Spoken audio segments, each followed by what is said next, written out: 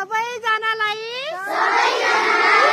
जाडोमा न्यानो कपडा दिनुभएकोमा धन्यवाद व्यक्त गर्दछु।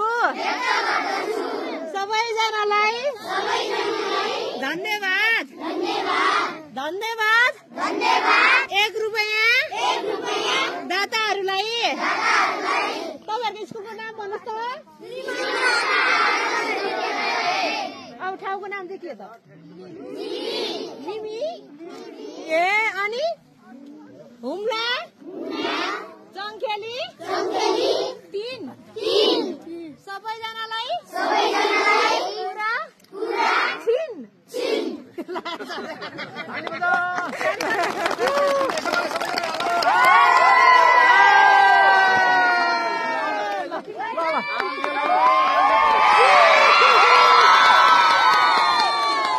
ल ल ल